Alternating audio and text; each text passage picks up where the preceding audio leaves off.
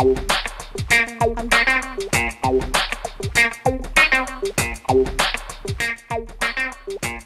¿qué tal? Bienvenidos a Buscando la Razón.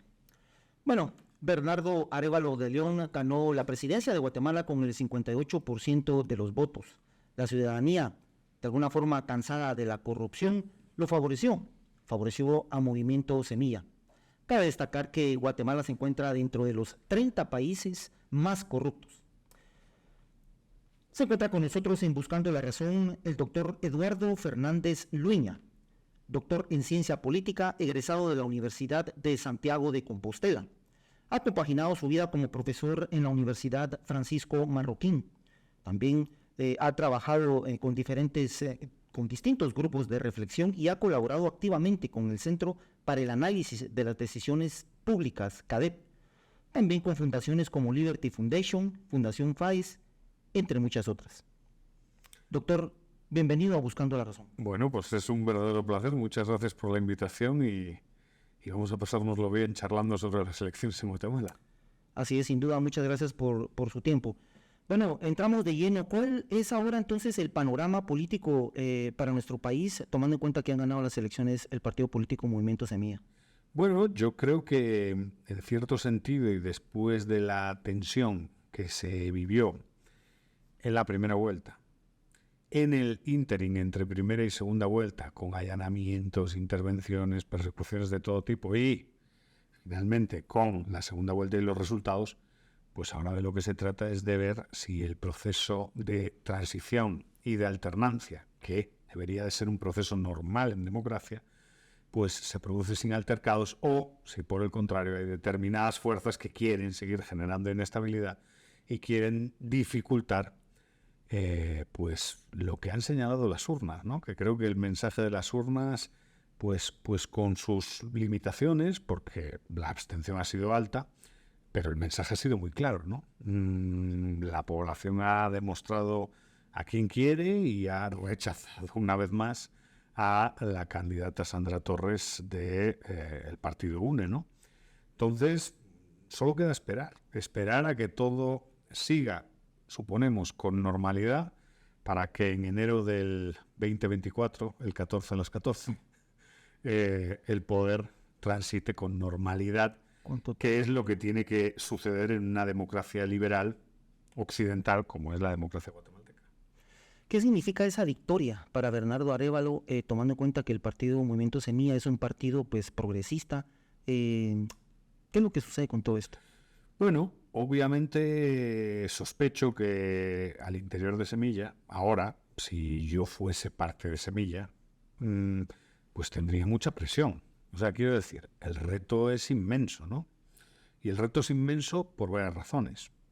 La primera razón, que yo creo que en cierto sentido pues motiva al presidente, es cierta cuestión moral, ¿no? No creo que el actual presidente quiera pues ir ni contra la memoria de su papá y quedar mal, ¿no? Hay cierta presión moral de decir, oye, mi papá pues es una persona que disfruta de cierta reputación en este país, todo el mundo habla más o menos bien de él, con base en la vivencia política que tuvo Guatemala durante esos años, y me imagino que el actual Arévalo, nuestro Arévalo, pues tiene cierta presión moral en ese sentido. Eso a nivel personal. A nivel organizativo, el partido tiene un reto muy grande. ¿Por qué? Porque en el fondo ocupar el poder ejecutivo en este país implica introducir a muchos cuadros altamente cualificados en la estructura del Estado. Y eso no es fácil.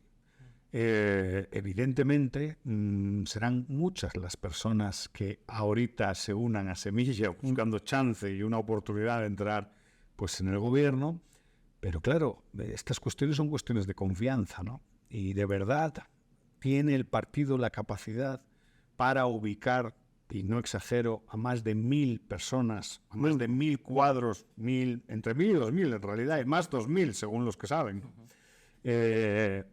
personas altamente cualificadas que se van a encargar en cierto sentido de dirigir la estructura del Estado y por tanto del sistema político guatemalteco.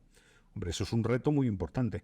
Un reto que no sé si en los meses que tienen por delante, que son septiembre, octubre, noviembre y diciembre, 4 meses, ni siquiera un semestre, tendrán tiempo de planificar eso, ¿no? Entonces, a nivel personal hay retos, a nivel organizativo hay retos y luego hay retos a nivel de agenda. Yo creo que Semilla debe ser consciente de algo que sospecho que ya es consciente, ¿no? Su votante no es de izquierda.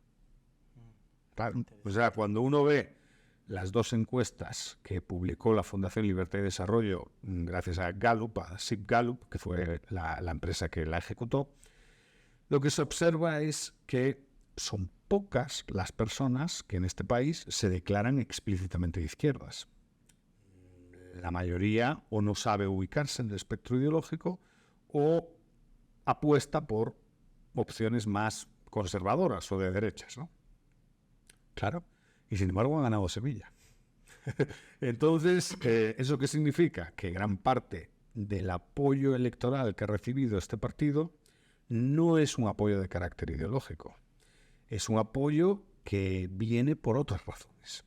Y eso lo tienen que tener presente, porque si promueven ciertas agendas de izquierda o de izquierda radical, si la gente percibe que la agenda política que Semilla quiere poner en práctica pues es excesivamente izquierdista, a lo mejor la popularidad y la reputación del nuevo gobierno pues puede derrumbarse en poco tiempo, ¿no?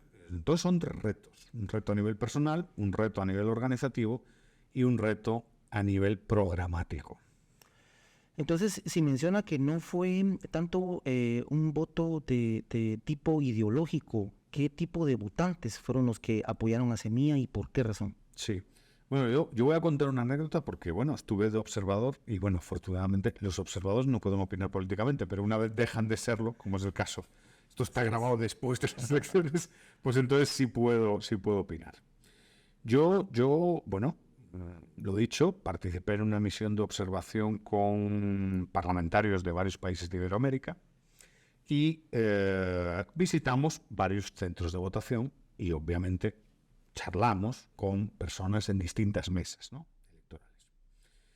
Y para el recuento estuvimos en Los Arcos, en la zona 14. Un centro de votación que, si no recuerdo mal, tenía 24 mesas electorales. 24 mesas electorales son muchas mesas electorales, ¿no? Es curioso que, como observador, pues tenemos la suerte, ¿no? Porque realmente es una suerte poder disfrutar. Yo disfruto mucho viendo esos procesos democráticos. Tenemos la suerte de participar en el recuento, de observar el recuento y de charlar con la gente que participó en el recuento en esta y en la anterior ronda, ¿no? En la primera vuelta y en la segunda vuelta. La primera vuelta, en ese centro de votación, había ganado Zuri Ríos por mayoría absoluta. Zuri Ríos, o sea, la opción que todos tenemos en mente, pertenece al centro derecha o a la derecha. ¿Al centro derecha o a la derecha? En este caso, en la segunda vuelta, en las 24 mesas, ganó por mayoría absoluta Semilla. En algunos casos incluso triplicando en votos a la UNE.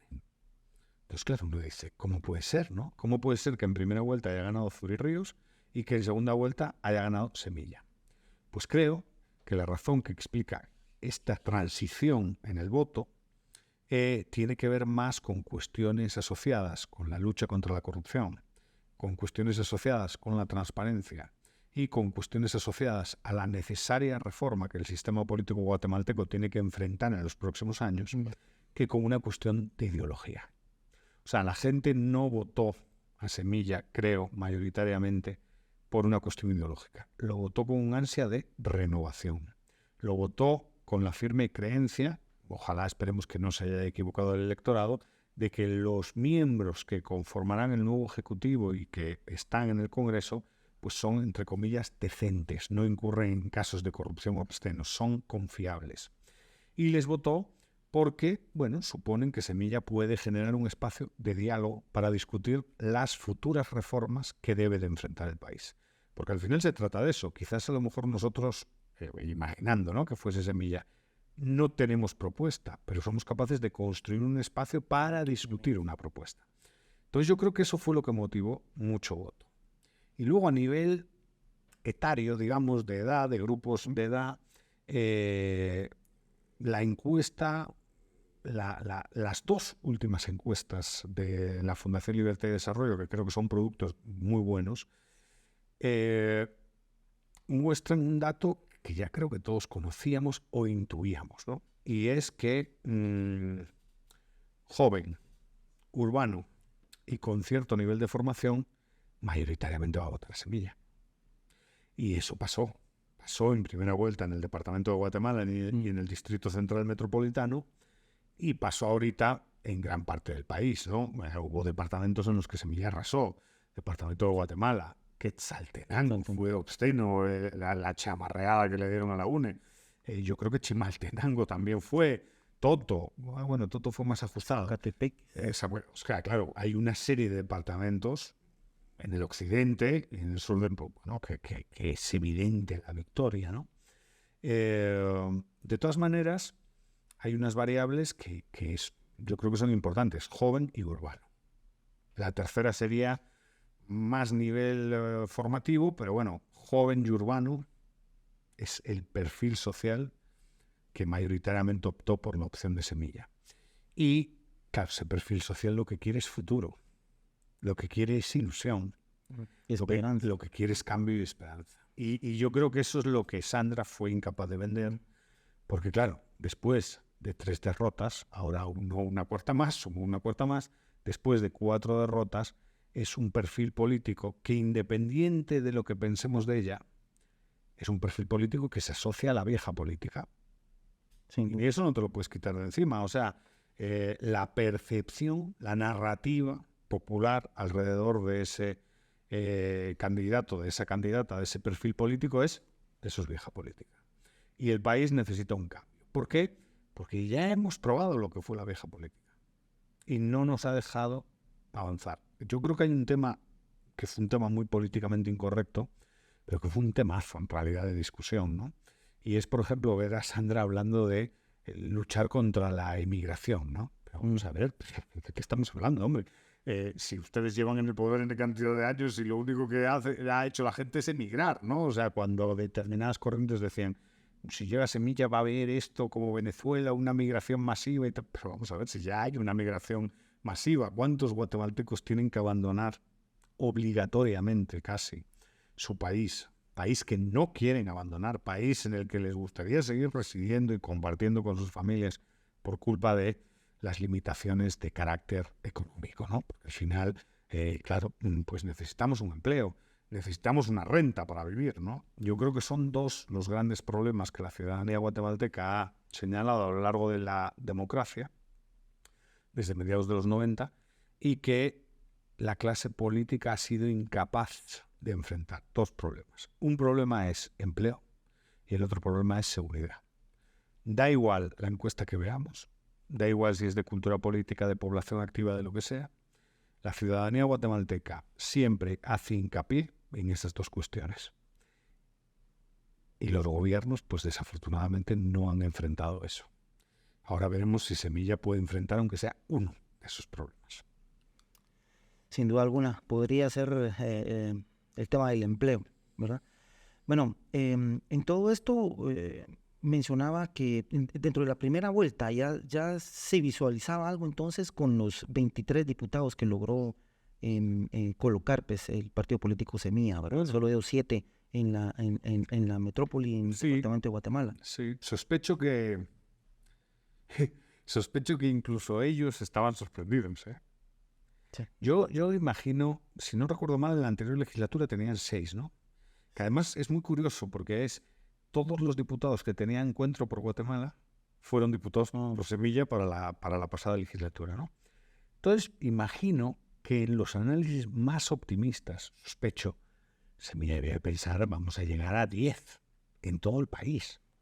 Claro, llegaron a 7 en el Distrito Central, 7 de 11. O sea, es que es una cosa obscena, nunca había pasado en la democracia guatemalteca, y claro, llegaron, si no estoy equivocado, 23, ¿no? Primera vuelta. Sí, así es. 23 diputados.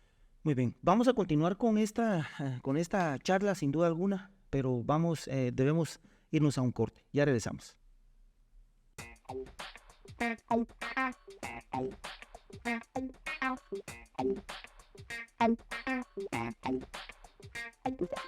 Continuamos en Buscando la Razón. Se encuentra con nosotros el doctor en ciencia política, Eduardo Fernández. Doctor, continuando con esta charla, ¿qué es lo que sucede con la derecha en Guatemala? ¿Tocará renovarla? ¿Qué es lo que sucede? Bueno, yo creo que sí, yo creo que hay un problema de oferta en la derecha, o parece que hay un problema de oferta en la derecha por cómo se ha comportado el electorado. ¿Y por qué digo esto? Hombre, porque cuando vemos la sociología del país, cuando vemos la estructura social del país, lo que observamos es que Guatemala pues es un país mayoritariamente religioso, es un país mayoritariamente que defiende la familia, es un país orgulloso de sus tradiciones, comprometido con la protección de las mismas. Entonces, claro, es un país, bueno, compatible con el conservadurismo, ¿no? Es un país también en el que se ve bien al emprendedor y en el que el emprendimiento, pues la gente es emprendedora, muy trabajadora, quiere salir adelante. No es un país con grupos sociales obsesionados porque el Estado les ayude, casi se preocupan más de que el Estado no moleste y que me dejen hacer a mí. O sea, es un país con gente buena, trabajadora y con mucha ilusión y mira el futuro siempre con optimismo, ¿no? A mí, yo es una cosa que admiro mucho del guatemalteco promedio. Y claro, ese guatemalteco, lo dicen las encuestas, suele votar o suele identificarse mayoritariamente con la derecha. Y se ha visto electoralmente, ¿no? O sea, por lo menos en las 3 últimas legislaturas, los gobiernos que han obtenido el poder son gobiernos de derecha. ¿Pero qué sucede? Son gobiernos de derecha, los 3, que empezaron con altas expectativas y que a medida que avanzaron fueron frustrando a la población. Y todos acabaron, pues en el caso de Otto Pérez Molina, muy mal, sabemos dónde está. En el caso de Jimmy Morales y del doctor Yamatei, con unos niveles de aprobación social muy bajos. Empezaron muy altos y acabaron muy mal. Claro, y en esta elección, pues la derecha ofrecía, no digo que no ofreciese algo, ofrecía algo, ¿no? Ofrecía, por ejemplo, una candidata como Zuri Ríos, que es una candidata, a mi juicio, muy bien preparada y bueno, y que sabe mucho de política, con una experiencia, con sobrada experiencia, ¿no? Pero evidentemente, enfrentándose a una ola nueva, a una ola de nueva política, pues claro, no pareció convencer ni ganarse el favor de la población, ¿no? Y bueno, ahí están los resultados, 6ª posición. Luego, el actual gobierno, a través de, bueno, de estas cuestiones que han sucedido en esta elección, eliminó a un candidato como Pineda, que podía ser interpretado como o analizado como un candidato de derechas, pero no lo dejaron competir. Ese era un candidato atractivo, iba muy bien en las encuestas, disfrutaba de amplio apoyo en redes sociales de todo tipo, ¿no? Pero lo que yo creo que queda claro es que se necesita una alternativa, por lo menos urbana, de elevado nivel académico y conectada con el mundo en la derecha. Una nueva derecha. Parece que es evidente la necesidad de generar una nueva derecha, porque bueno, lo que ha mostrado el voto a semilla es que son muchas las personas que en Guatemala quieren renovar la política, quieren un cambio generacional en la política. Y aunque pues el señor Arévalo es una persona mayor, todos sabemos que gran parte de la estructura de semilla pues tiene un promedio de edad relativamente joven. Eso en la derecha no parece existir. Me consta que hay varios conatos de organizaciones de derechas que están intentando pues evolucionar para lograr al final conformar un partido, pero es una tarea y una misión muy difícil porque honestamente la ley electoral en este país le complica mucho las cosas a los partidos jóvenes, a los partidos que quieren empezar a competir. En este país tienen unas barreras, creo yo, de carácter legal importantes, ¿no? Entonces, claro, ese problema de oferta que existe en la derecha, unido a las barreras de entrada para la competición electoral que impone la ley electoral y de partidos políticos, puede provocar pues que en 4 años a lo mejor no veamos una derecha renovada, joven y nueva que pueda competir y que pueda ofrecer una alternativa al gobierno actual. Entonces quiere decir que la sociedad guatemalteca no está polarizada en temas ideológicos, izquierda, derecha, o cuál es su percepción, porque pues votan por un partido que no es definitivamente de izquierda. Yo creo que en Guatemala hay elementos polarizantes, pero que la sociedad no está polarizada. ¿Qué es un elemento polarizante? Todos sabemos que hay temas en Guatemala que yo estoy casado con una chapina y lo vi en mi propia familia, ¿no? Hay temas que dividen y que fomentan la discusión ya no tan amable, ¿no? Por ejemplo, si hubo genocidio o no, que es un tema muy complicado. Por ejemplo, la CICIG y el paso de la CICIG por este país, la evaluación sobre el desempeño de la CICIG, son cosas que polarizan. Pero luego el chapín promedio no es una persona excesivamente ideologizada. Es una persona, y por eso yo creo que a mí me cae bien, es una persona pragmática, es una persona que no pide grandes cambios, es una persona que pide cuestiones de sentido común. Quiero seguridad, quiero que las carreteras no tengan hoyos que parece que andamos por la luna, quiero que haya un trabajo lo más digno posible, lo más formal posible y que haga que pueda pues mantener a mi familia, pagar una casa, contribuir y facilitarle la vida a mis hijos para que puedan estudiar lo que quieran. Son cosas de sentido común. Aquí no se piden grandes cosas. Entonces, esa gente, yo no considero que esté excesivamente ideologizada. Eso no significa que no existan élites a derecha e izquierda con ideologías muy marcadas. Sí hay a derecha y a izquierda gente con ideologías muy marcadas, pero el votante promedio, afortunadamente, no es un fanático ideológico. Y luego la élite política creo que tampoco. Esto me estoy metiendo en un terreno más complicado, pero bueno, como aquí se trata también de hacer polémica, ¿no? Y de generar polémica. Yo siempre comento un estudio que en su momento pues hacía el Instituto de Iberoamérica, que preguntaban a los diputados y diputadas dónde se autoubicaban ideológicamente. El 0 era extrema izquierda y el 10 era extrema derecha. Y esa pregunta pues la pasaban no solo en Guatemala, la pasaban en España, la pasaban en Argentina, la pasaban en El Salvador, la pasaban en México, la pasaban por todos los países de Iberoamérica. Entonces es una buena herramienta para comparar, porque al final preguntamos autoidentificación. Usted, que es diputado, ¿dónde se ubica ideológicamente siendo 0 extrema izquierda y 10 extrema derecha? Bueno, pues los salvadoreños, por ejemplo, el FMLN y Arena, que eran los partidos tradicionales, ahora todos sabemos que está el dictador cool, pero los salvadoreños se ubicaban en el 2.53, o sea, muy de izquierdas, el FMLN, o en el 7.5, Arena, muy de derechas. Y los guatemaltecos se ubicaban entre 4 y 6. Pues esto puede parecer una tontería, pero a lo largo del tiempo no lo es. Cuando vamos pasando estas autoubicaciones durante 15 años, lo que observamos es que las élites parlamentarias en Guatemala, pues más o menos están moderadas. No están excesivamente, están abiertas a negociar. ¿Qué sucede desde mi punto de vista? Que tan malo es ser un fanático ideológico como no tener principios y negociarlo todo, ¿no? Aquí de lo que se trata es de encontrar un equilibrio. Y ese es el equilibrio que deben de encontrar la nueva élite, ¿no? Pero yo no creo que haya un problema, afortunadamente todavía, de radicalismo ideológico en Guatemala. Muy bien, hablando un poco en el tema de corrupción, sin duda alguna creo que fue una propuesta que pues, benefició bastante a Bernardo Arévalo. Él promete acabar con la corrupción en estos 4 años.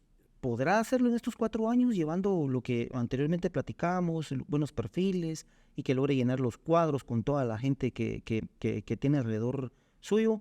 ¿O puede ser una promesa populista de campaña? Bueno, veamos, ¿no? Esto es muy difícil de responder, pero efectivamente yo sí creo que la corrupción para Bernardo Arévalo e incluso para Semilla es como una especie de concepto de refugio, ¿no?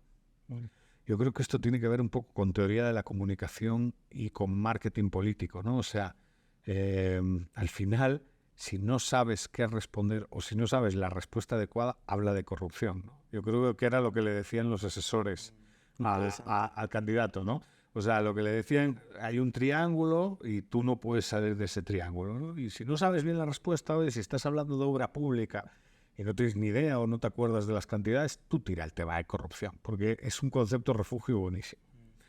Entonces, empezar por eso, ¿no? Al final, el tema de la corrupción, que yo creo que los de Semilla sí se lo creen, es decir, sí quieren luchar contra la corrupción, no pienso que tengan malas intenciones al respecto, pero también hay que ser realistas. El tema de la corrupción es un refugio retórico y narrativo para ganar votos. Y les ha funcionado muy bien.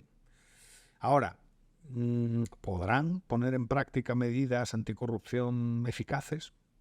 Yo sospecho que a corto plazo eso es difícil. Y de hecho, las 10 medidas que ha presentado ya el candidato son medidas que engrosan el tamaño de la administración pública, pero que no parecen establecer objetivos definibles ni viables. Veremos en qué acaba, ¿no? Lo único que sabemos es que con las medidas que ha presentado, el presupuesto va a subir y el tamaño del Estado también. O sea, va a haber más burocracia y va a haber más Estado, pero no sabemos si van a ser eficientes, no van a ser.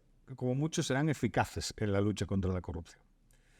Y en relación a la corrupción, claro, es verdad que la corrupción es una lacra y es verdad que la corrupción en este país, pues por los casos que yo puedo recordar, los que me vienen a la mente ahorita, ha llegado a ser obscena, ¿no?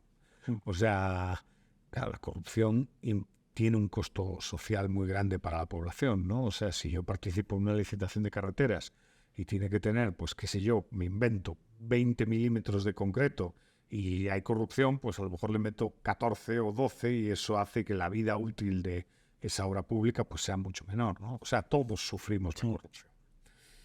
Pero claro, la corrupción es una cuestión de intensidad y es una cuestión de grado. Es decir, en todos los países hay corrupción. Tampoco nos podemos llevar a engaño, ¿no? O sea, en Estados Unidos hay corrupción. En Europa, en España, en Francia, en cualquier país hay corrupción. Entonces, tampoco podemos mandarle a la población un mensaje de vamos a eliminar la corrupción a cero, porque eso es un problema que puede generar frustración. Es decir, Ortega decía, el esfuerzo inútil conduce a la melancolía. No podemos incurrir en esfuerzos inútiles. Ahora, lo que sí se podría hacer es reducir la intensidad de la corrupción, persiguiéndola, y, evidentemente, con ello, reducir el impacto negativo que la misma tiene en la sociedad. Veamos si lo que han ideado funciona para eso, ¿no? Pero va a ser difícil porque todos sabemos que la corrupción, pues en Guatemala no solamente es política, es administrativa también. Y cuando unes corrupción política y administrativa, pues el reto desafortunadamente es muy grande. Está sistematizada, entonces. Yo diría que, bueno, esto es una cosa que me duele mucho porque yo estoy muy agradecido a este país que me lo ha dado todo y quiero mucho a este país, y soy extranjero, no me siento cómodo hablando mal del país que me lo ha dado todo, ¿no? Pero evidentemente no se puede negar la realidad. Hay corrupción y la corrupción no solo es de carácter político, también es de carácter administrativo. Un policía que extorsiona, por ejemplo, incurre en corrupción. Y eso ya no es político. Ese es un funcionario administrativo con unas tareas identificadas y eso hay que eliminarlo también, ¿no? Entonces, veamos, yo empezaría por atacando duramente la corrupción administrativa, que es la que a corto interactúa cotidianamente con el ciudadano, y luego iría a la política, ¿no? No sé si se puede ir a por todas de una vez, ¿no? Pero bueno, a ver el estudio que realiza el ejecutivo liderado por Arévalo y los equipos que diseñan para esa emisión, que sin duda es una misión importantísima, ¿no? Sería la gran contribución a la democracia del gobierno de Semilla si lograse reducir la corrupción en el país, ¿no? Bueno, sin duda alguna, habrá que darle un cierto beneficio, de la duda para saber qué es lo que se puede hacer en los primeros posiblemente 6 meses, un año podría ser, en lo que todo compagina muy bien. Doctor, ¿qué le parece si logramos platicar acerca de la realidad de los problemas más profundos que tiene nuestro país, pero lo podemos dejar cuando regresemos del corte? Perfecto. Buenísimo, ya regresamos.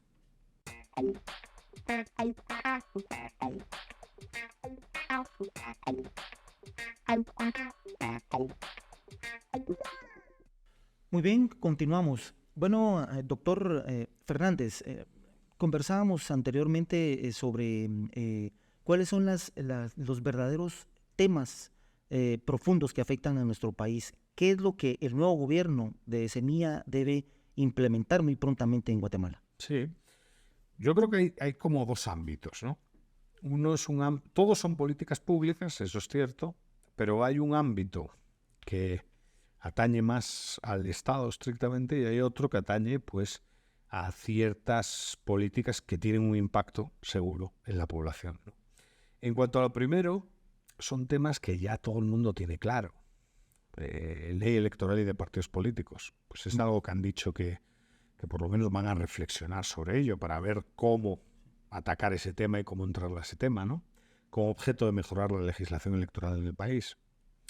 Ley de servicio civil, que me parece un tema fundamental. O sea, una reflexión sobre la administración pública que se quiere para Guatemala futuro y que no sea pues ya una administración pública de quita y pon, con una elevada volatilidad, con una elevada rotación, ¿no? Con cargos que estén en el puesto pues a lo mejor un año, año y medio, que es imposible ejecutar política pública estando tan poco tiempo en el poder, ¿no? Luego, el tema de la reforma judicial, que es otro tema fundamental, una cuestión fundamental. Al final, el tema judicial, todos sabemos las frustraciones y problemas que ha despertado en la población, ¿no? Y quizás mejorar, aunque ya se ha hecho algo al respecto, todo lo que tiene que ver con compras y contrataciones del Estado, porque ahí está el foco grande de corrupción, ¿no? Entonces, esas 4 reformas son reformas de carácter estructural y sistémico para mejorar el desempeño del Estado. Pero luego hay otros temas que yo creo que son los temas que de verdad importan a la población. Y por lo menos hay 4 temas que sin duda, o 4 o 5 temas clásicos que sin duda importan a la población. Ya hemos dicho antes 2, empleo y economía. Sí. A la gente le preocupa mucho la situación económica del país, cuestiones como la inflación, cuestiones como la situación del empleo formal, cuestiones como, bueno, las distintas regulaciones para sacar adelante distintos tipos de emprendimiento.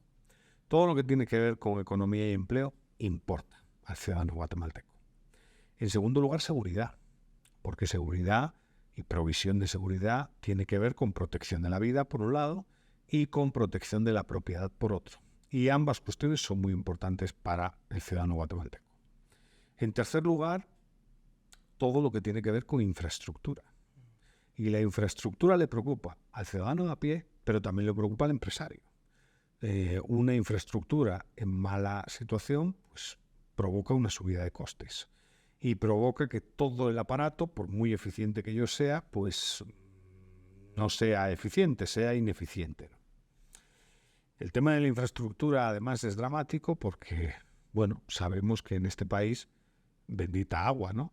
Pero hay una temporada de lluvias y esa temporada de lluvias provoca ciertos destrozos y hace que colapse la nación. Pues deberíamos preocuparnos mucho de eso y el nuevo gobierno debería de preocuparse de eso y resolver el problema a largo plazo. Porque estamos hablando de obras públicas grandes, por ejemplo, la construcción de un puente, de una autopista, que se supone deben de tener una vida útil superior a 50 años. Todo el que sufre el libramiento de Chimaltenango pues sabe que esa vida útil es una falsedad absoluta, ¿no? Entonces, además de las medidas para el Estado, las medidas de política pública, infraestructura, seguridad, todo lo que tiene que ver con empleo, y luego 2 clásicas que sin duda son importantes y sin duda se encuentran en mal estado en la actualidad. Una es educación, Parece que el sindicato de maestros no deja de mejorar sus condiciones, pero el nivel de la educación pública en Guatemala no deja de caer, y eso pues No, Leo. es un tema que hay que entrarle y que hay que preocuparse. No puede ser que invirtamos cada vez más dinero en educación. El presupuesto de educación es el más alto en este país, el rubro dedicado a educación es el principal, y que los niveles de educación primaria y secundaria cada día sean más bajos. O sea, los niños y niñas de este país, los adolescentes de este país, lleguen a la educación superior con problemas de redacción, con problemas de comprensión lectora, con problemas de matemática básica. Entonces la educación es un reto, y el último gran reto es la sanidad. Yo diría que es la política pública más importante, porque es bueno para todos que la persona que tenemos al lado esté sana. Y bueno, creo que después de la crisis del COVID y de haber sufrido una pandemia, aunque en Guatemala no fue tan grave como en otros países, por ejemplo en España se fue una cosa verdaderamente dramática, pero bueno, todos sabemos que la pandemia fue mala para la nación, mala para la ciudadanía, y evidenció que hay que tener ciertas medidas alrededor de la salud y cierta calidad en la provisión de servicios de salud, que no tiene por qué ser salud estrictamente estatal o socializada. Podemos pensar en cuestiones público-privadas o en cuestiones privadas, estrictamente, ¿no? Pero hay que aportar soluciones en esos temas. Yo diría que esas 4 áreas estructurales del sistema y esas 5 de política pública, pues son prioritarias. Ahora, para ser honestos con los que nos escuchan, un gobierno no se puede encargar de todas esas áreas a la vez. Entonces habrá que priorizar. ¿Y qué va a priorizar Semilla? Pues probablemente las primeras. Porque si lo que le preocupa es la corrupción, atacar el foco de la corrupción tiene que ver más con lo primero que con lo segundo.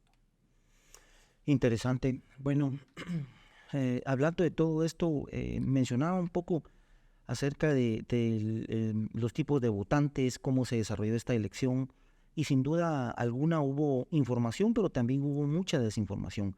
Pero hablando de la población en los departamentos de nuestro país, esa Guatemala profunda como se le conoce, ¿qué es lo que esa población y que pues apoyó en gran manera a Movimiento Semilla? ¿Qué es lo que esta población espera para estos 4 años? ¿Podrá ser algún tipo de acceso a la vivienda? ¿Qué otras cuestiones se podrán desarrollar?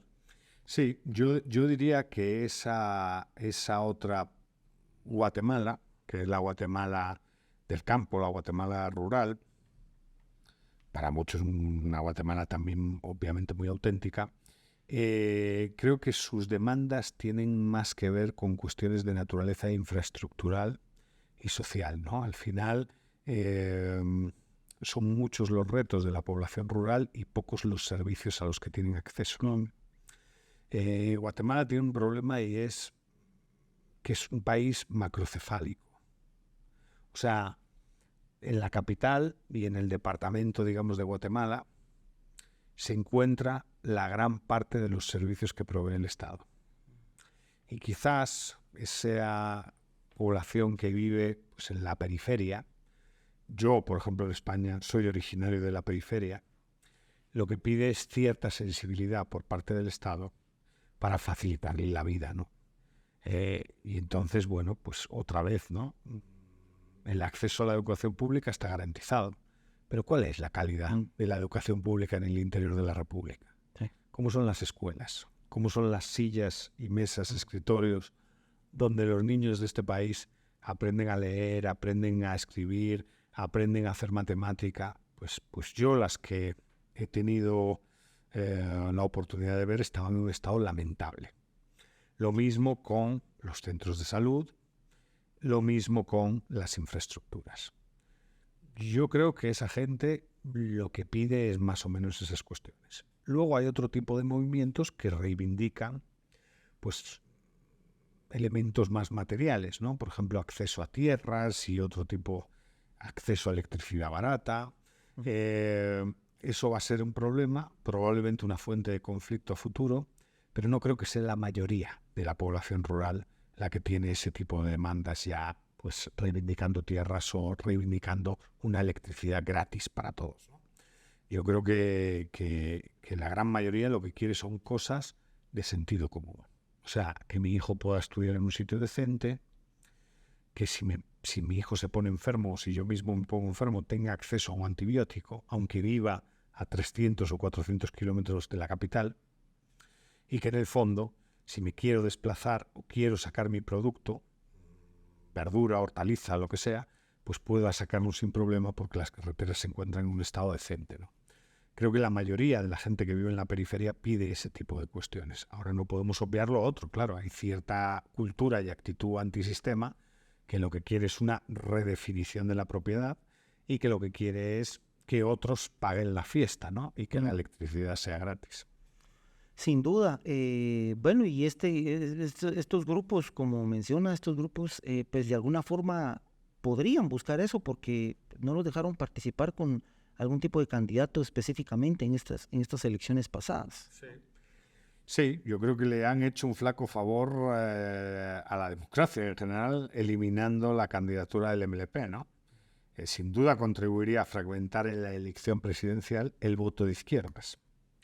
Pero evidentemente esas organizaciones son organizaciones que tienen narrativas antisistema. O sea, son personas que en el fondo pues no muestran un compromiso real con la democracia actual en Guatemala, no consideran que esta sea una democracia sustantiva y liberal de calidad. Y bueno, yo soy consciente de los problemas que el propio sistema tiene, pero esto sigue siendo una democracia por ahora. Hay fuerzas a ambos lados del espectro ideológico que la quieren destrozar, eso es evidente, pero por ahora es una democracia. La cosa es que, claro, si esos grupos antisistema aprovechan la ventana de oportunidad resultado de la victoria de Semilla para introducir presión, pues a lo mejor la democracia puede perder. Bueno, interesante. Bueno, hablando un poco acerca del plan de gobierno que ha presentado el partido político Movimiento Semilla, ellos han presentado 24 puntos en los que promete cumplir en al menos los primeros 100 días, aplicar estos 24 puntos. ¿Se puede hacer?